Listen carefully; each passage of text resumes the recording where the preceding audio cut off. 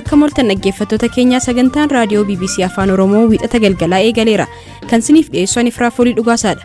Sagantaa keenya har'aan obbolaa sadii dabalatee firoonni pirezidaantii duraanii Oromiyaa obbo Alamaayyoo Atoomsaa torba ajjeefamu. Manni gubatee lubbuun ba'ee keenyuma calqabbii dhumbisaa keenya irratti dhaqamee waan calqabameef qindaa'eetuma waan raawwatamedha jechaadha. Dhimma gamoo sabbataatti jigee lubbuu namoota afurii galaafate. Gaazexeessaa fi barreessaan Tasfaayee Gabraab akkamiin yaadatama? Barreessaa akka gadaa kana nama waan qalbiisaa waan sammuunsaa ajajuun hojjetu kana maallaqaan bittee barreessisiif. Akkasumas odeessaalee addunyaa gaggabaaboo qixeeffannee jirra hanga xumuraatti waliin tura.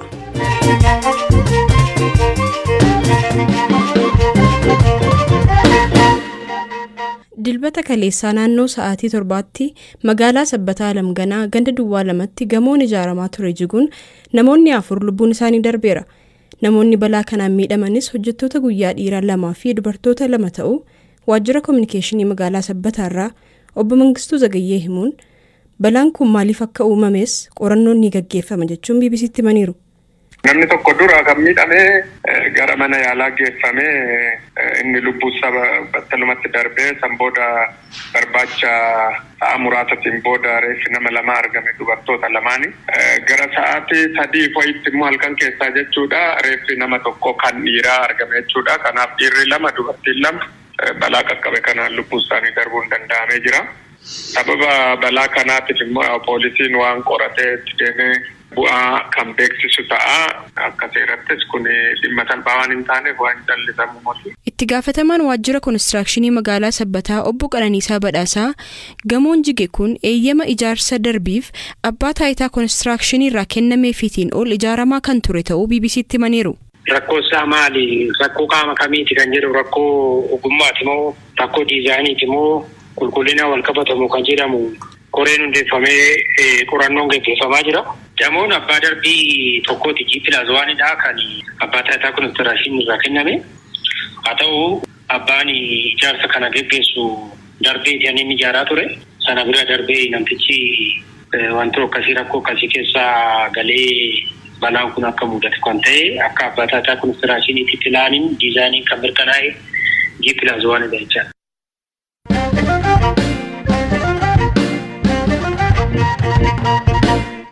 Gaazexeessaa fi barreessaa gameessi Tasfaayee Gabraab umurii ganna 53tti jimaata darbee Keeniyaa magaalaa Naayiroobii keessatti du'aan boqotaniiru. Maatii Eertiraarraa magaalaa Bishooftootti kan dhalate obbo Tasfaayeen magaalattii fi uummata isheef jaalala addaa qabaa ture jechuun obboleessi isaa Nagaasii Gabraab BBCtti himeera. አንዳንድ ጽሁፎች ከሱ ጋር ማይስማሙ namoonni barreeffama isaatti namanne tokko ta'ee jedhee hammeenyaa fi itti yaadee walitti buusuudhaaf akka inni hojjete godhanii dhiyeessanan dhagaa. Yeroo baay'ee miira akkamiitiin akka barreessu nan ilaala. Itti dhiyeenyaan isa waliin jiraadheera. Seenaa tokko qoratee ilaalee yoo gaarii ta'e yaadee barreessurra duubatti hin deebi'u. Ani addatti wanta tokko irratti xiyyeeffatee kan jibbu fakkaatiin itti dhaga'amu. Sababiin isaa immoo hunda waliin hiriyaadha. Ijoollee Bishooftuuti. Anis achumadha. Qeetti dhalanne sanaaf jaalala addaa qabna. Anis nan deema. Bakka sanaaf hidhata addaan qaba. Innis akkasuma bakka san ni jaalata. Ani miira jibbaa adda ta'e isa keessatti argeen beeku. Yeroo baay'ees kan dabarsu namoota gurguddoo ta'an caalaa namoota taphatanii fi bohaartii fi aartii jaallatan waliin. Walumaa galatti namatti amane nama barreessudha. Kanarraa kan hafe nama hojii ammeenyaa itti yaadee ta'e jedhee karoorsee hojjetu akka hin taanetti hin beeka. Kan inni yaadaa jiru guyyaa tokko gara Bishooftuutti deebi'uudha. Waliin taanee bakka itti dhalannee fi namootaaf jaalala addaa qabnu ni kaasna turre. Nuti waa'ee du'a isaa hin dubbanne. Eessatti akka awwaalamuus hin kaasne. Gaaffii Bishooftuutti yaa awwaalamu jedhus akka gaaffittis irrattis hin mari'anne. Bishooftuu arguudhaaf baay'ee keessa isaatti barbaada ture. Kana yeroon dubbadhu baay'een gadda. Yeroo xiyyaaraan dhufnu xiyyaarri karaa Bishooftuu yeroo dabartu halkan waan tureef hin argine ture. Kanaaf yeroo deebinu ni argina jedhaa ture. Hojii ogbarruu isaan kan beekamu Tasfaayeen uummata Oromoo hedduu biratti jaallatamaa ta'uu isaarraa kan ka'e maqaa moggaasaa Gadaa jedhus kennameefii ture. Uummata Oromoo biratti maaliif akka addatti jaallatame kan jedhu irratti gulaalaan duraanii The Ethiopian Herald obbo Dajanee Tasammaa ilaalcha isaanii waa'ila koo Biraanuu Gammachuutti akkanaan himaniiru.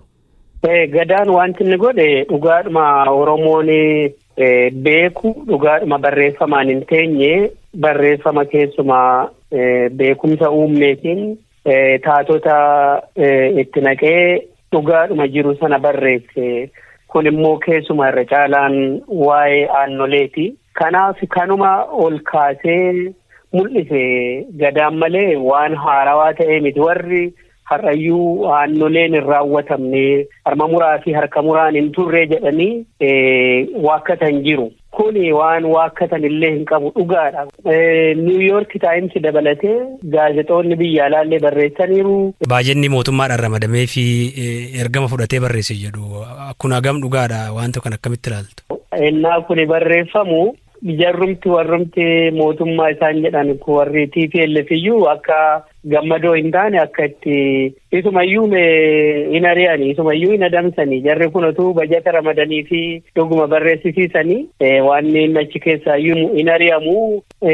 Barreessaa akka gadaa kana nama waan qalbiisaa waan sammuunsaa ajajuun hojjetu kana maallaqaan bittee hin barreessisiif. Hojii gadaa gabraaf kana maaltu adda taasisa jettu? Kan gadaa kan adda godhu gadaan nama maqaa Oromoo qabu nama akka Oromootti yaadu sadarkaa guddaa taatoo guddaa karakterii guddaa taasisee dhiyeessuun isaa.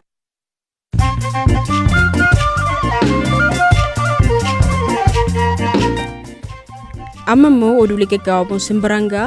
Daandiin qilleensaa Itoophiyaa gosi xiyyaaraa Boeing 737 Max guraandhala dhufurraa gara balaliitti akka deebi'u beeksise. Waggaa 2 dura naannoo magaalaa Bishoftuutti xiyyaarri Boeing 737 Max balalii ET302 yeroo kufetti namoonni 157 erga du'anii booda gosti xiyyaaraa kun Itoophiyaa dabalatee biyyoota hedduutti balalii irraa dhorkamee ture. Pireezidaantiin Somaaliyaa Mohaammed Abdullaahi ministeera muummee biyyattii Mohaammed Hussein Rooblee aangoo irraa dhorkuu isaanii beeksisani. Sababni dhorkii kanaas haala malee aangootti fayyadamuu fi lafa mootummaa seeraan ala qabachuudha jechuun ibsamus waajjirri Mohaammed Hussein Rooblee garuu murtii pireezidaantichaa mormuun ministeerri muummee hojii itti fufuu jedheera. Itoophiyaa keessatti qorannoo koronaa vaayirasii torban darbe keessa taasifameen namoonni 22,321 irratti vaayirasicha argamuusaa gabaasni guyyuu ministeerri fayyaa baasu ni agarsiisa. Kunis hanga har'aatti lakkoobsa namoota vaayirasichaan qabamuun torban tokko keessatti galmaa'e isa olaanaa yoo ta'u, kuni haalli dhukkubichaa ittiin babal'ataa jiru sadarkaa yaaddeessaa irra ga'uu kan mul'isu ta'uu ministeerri fayyaa ibseera.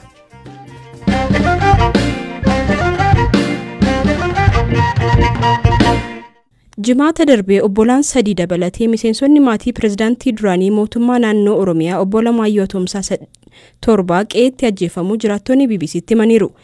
Ajjechaan godina Jimmaa aanaa Noonnoo Beenjaa ganda Koonchii jedhamutti raawwateen walumaa gala namoonni 8 ajjeefamuu maatiin pireezidaantii Oromiyaa duraanii fi aanga'aan aanichaa himaniiru. Namoota ajjeefaman 8 keessaa 7 firoottan obbo Lamaayyoo yoo ta'an tokko immoo ollaa isaadha. Obbolaan obbo Lamaayyoo Atomsaa ajjeefaman 3 keessaa tokko obbo Xiintii Atomsaa manguddoo ganna 70ti. Ilma obbo Xiintii kan ta'an obbo Daaneen abbaa fi firoonni isaa irratti xiyyeeffamee ajjeefamuu isaaniif sababni jira jechuun akkanaan BBC'tti himaniiru. Jarreen kun daangaa irra jiru.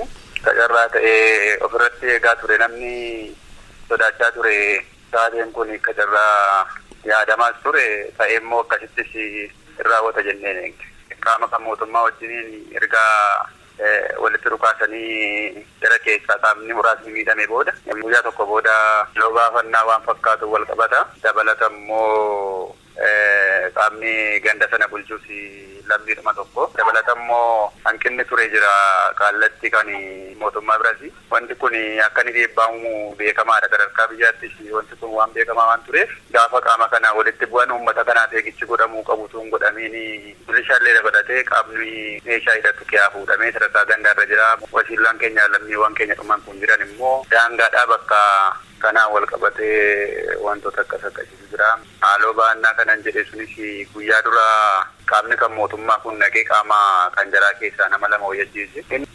Maatiin keenya tarii kan hangafa wasiila keenya warra du'an keessaati tokkotu milishaadha. Kanarraa kan hafe hojii nageenyaatiin waliin qabatu nuyin keenya. Manni gubatee lubbuun ba'ee keenyuma calqabbii dhumti isaa keenya irratti dhaqamee waan calqabameef qindaa'eetuma waan raawwatamedha jechaadha. Ilma obbo Adabaa Atomsaa kan ta'e Addisuu Adabaa ammoo sodaa nageenyaa keessa ta'anii maatii awwaalanii akka deebi'an himuun ammallee sodaan nageenyaa jiraachuu dubbata. Uummatuma naannoo sanaatti baay'een bas kan awwaalee nutiyyuu bakka bifa sodaatiin jechuudha. Uummanni illee ammallee nutti dhufanii nutti kan jedhuun sodaataniiru. Nama 3 boolla tokko walitti kan awwaalaman jechuudha. Qaamni seeraa sana tures namni siyaasaa achi tures hin jiru. Halkan deemneetu owwaallee deebinee dhufes. Maatiinis faceera mannis gubateera waan ta'eef xixiqqoo gara durumayyuu gara magaalaa irra turre ammas garuma magaalaatti deebinee. Bulchaan aanaa Noonnoo Beenjaa obbo Kumarraa Diggaa ajjechaan kun maatii pirezidaantichaa irratti xiyyeeffatamuun kan raawwatame malee waan akkanumaan uumame miti jechuun qaamni kana raawwates humna abaa'oo shaneedha jechuun BBC'tti himaniiru. Humna diinaa aanaa keenya keessa ganda konsiitti argamuudhaan lubbuu nama 8 kan galaafate. 8 kun 3 obbolaa pirezidaantii bulchiinsa mootummaa naannoo Oromiyaa duraanii kan obbo Lamaayyoo Tumsaatii warri isaanis maatii wasiilan eessumaan isaati. Gosti isaa gariin isaa kan godhamuuf ergamaan kan ishee raawwatte malee dingata yookiin akka carraa wayii miti waan ta'eef barbaadee mandara keessatti maatiin hojii wal dhiyaatan firri isaa qofti obbolaan isaa qofti xiyyeeffannoodhaan ta'ee jedhameetu karaa sanaan galameetu lafa kuttaamuu gaggeeffame uummata miskiina maasii qonnaan bulaa tuunni maasii isaa makaraakatu iddoo tokkotti kan isheen miite hidhattoota jechuun hamminyaa abaa'oo shaniidha. Wallaggaa keessa hidhatee kan socho'aa jiru abaa'oo shanii irratti humni yaa'u qaba. Himannaa kana irratti gama hidhattootaan wanti jedhame hin jiru. BBC'n himannaa irratti dhiyaateef deebii akka kennan gaafatus deebii hin arganne.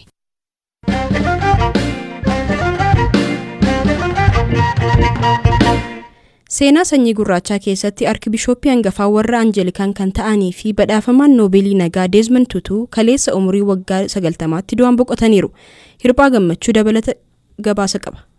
Desmond Tutuun gaggeessaa amantaa caala nama siyaasaa akka ta'etti maqaan isaanii dhahamama. Isaan garuu an akkuma kitaabni qulqulluu jedhuttan hojjedhaa jechuun himannaa irratti dhiyaate kan waakkatan. Ajjechaa jumlaa Sharpville jedhamu kan poolisoonni namoota gurraacha 69 bakka tokkotti fixaniin ji'oota muraasaan booda bara 1960 Desmond luba ta'uudhaan muudame. Bara 1975 immoo nama gurraacha yeroo jalqabaatiif diinii Anglikaan Johannesburg erga ta'een booda dhimmee sirna apartheid irratti qabsaa'uu eegale. Sirni biyya kanaa sirna fokkuudha. Sirni biyya kanaa cubbuu fi hamaadha. Waggaa ittaanu Desmond Tutuun daftee tarkaanfii fudhachuu baattee jennaan mormiin dhoowwuu malaa jechuudhaan ministeera muummee Johan Volster akeekkachiise. Akkuma inni akeekkachiise torbanoota muraasaan booda magaalaa guddoo Afrikaa kibbaa Soweetoo keessattis abiddi qabateen. Desmond Tutuun osoo addaan hin kutin dhaabbataadhaan ilaalcha sanyummaa mootummaan hordofu seeraaf fedha waaqayyoo kan cabse akka ta'e ifatti itti himaa ture. Nuti bilisa bahuudhaaf eeggachaa jirra. Hundi keenya kana eegganna. Desmond Tutuun hokkora hunda ni jibba waan ta'eef poolisoota mormii ukkaamsanii fi gurraachota mormii bahanii namoota ni basaasaa jedhanii shakkan ajjeesan ni balaaleffatama. Bara 1984 badhaasa Noobeelii nagaa mo'achuudhaan mootota biyyoota alaa birattis gurra horate. Qabsoon bara dheeraa Desmond Tutu firii godhachuu kan jalqabe pirezidaantiin Afrikaa kibbaa riiformii gaggeessuun beekamu De Klerk erga aangoo qabataniin booda ture. Pirezidaantiin gurraachi jalqabaa yeroo filatamutti gammachuun Desmond Tutu daangaa hin qabu ture. Akkan ta'uu wallaale iyyuu na feesisa jaalala kiyya ibsachuun barbaada. Nan utaala nan shubbisa guyyaa isin akka dhufuuf ifaajaa turtan dhufeera. Seenaa baroota hamaa Afrikaan kibbaa keessa dabarte Desmond Tutuun fakkeenya namoota raafamiin amantiin cimee dhaabbatuutiin qabsoo haqaa milkaa'aa gaggeesseen Desmond Tutuun sadarkaa idil-addunyaattis dinqisiifannaa fi jaalala guddaas argateera.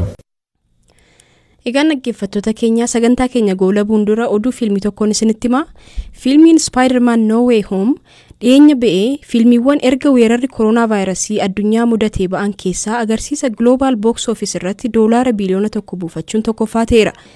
Fiilmiin kanaan dura $1 biliyoona caalaa argachuun tokkoffaa ture fiilmii Star Wars The Rise of Skywalker jedhamu yoo ta'u innis bara 2019 keessa dhagadhiifame. Egaa dhaggeeffattoota keenyaa sagantaa keenya har'aa kanumaan goolabneerraa kan isiniif dhiyeessaniif Raafolii Dhugaasaadha. Boor walitti deebinaa nagaatti.